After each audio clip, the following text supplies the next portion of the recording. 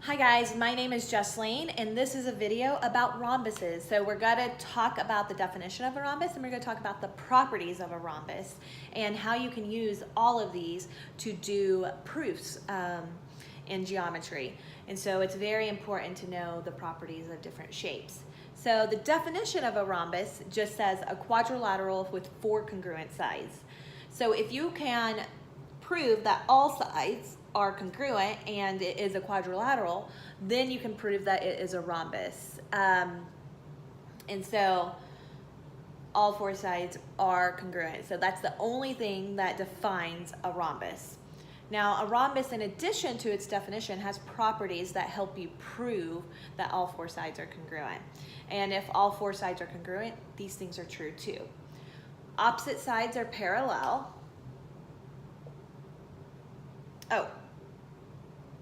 A rhombus has all the properties of a parallelogram. So if you haven't watched that video of a parallelogram, go watch it and you'll have those properties very defined. But I'm just gonna, here are the properties of a parallelogram that also apply to a rhombus. Opposite sides are parallel. Opposite sides are congruent. Opposite angles are congruent. Consecutive angles are supplementary.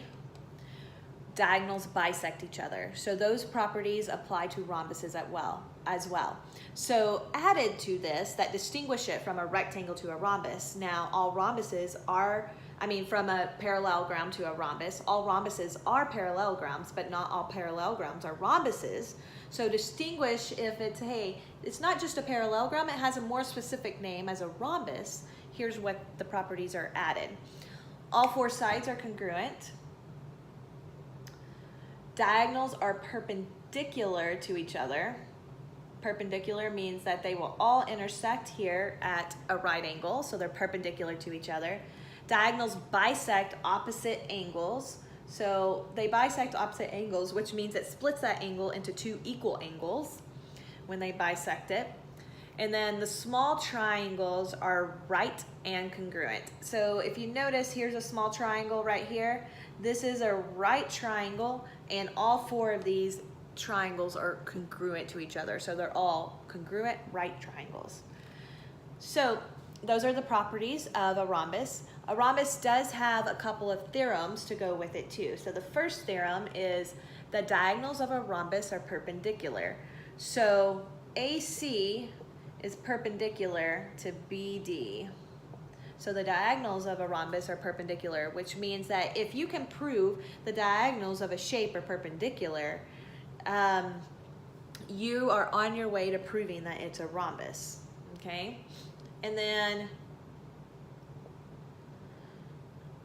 each diagonal of a rhombus bisects a pair of opposite angles. So angle A I don't know how to say that. So AC bisects angle A and angle C.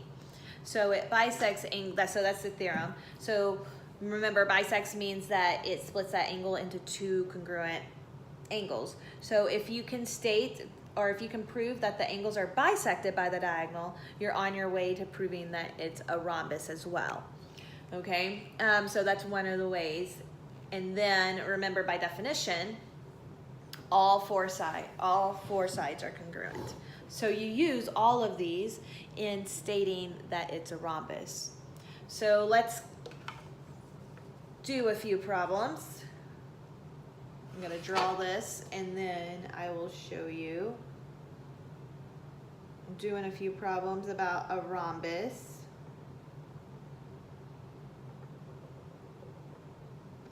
So A, B, C, D, 1, 2, E, 3, 4, 5. So let's answer some questions about this rhombus. So let's say if AB is 9, then what is AD? So AB is 9, then what is AD? Well, we know by definition of a rhombus that all sides are congruent, so AD also has to be 9 because AB is 9. So we use the definition of a rhombus to do that one.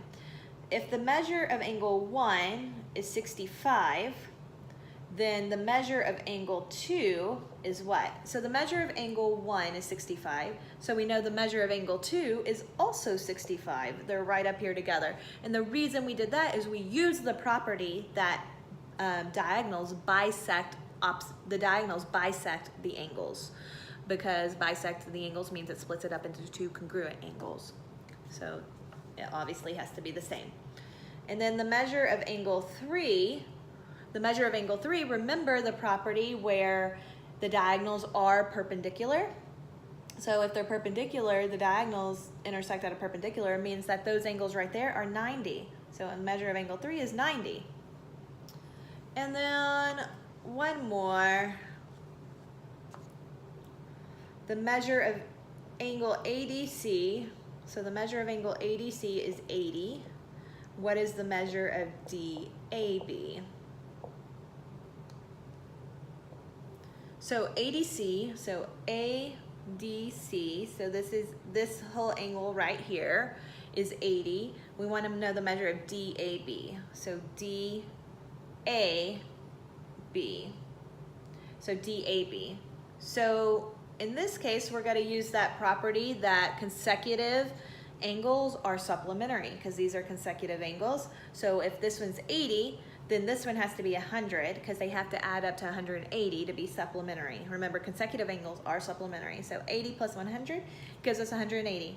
So if you have any questions, please let me know. Otherwise, this is the video on rhombuses. Thank you. Bye.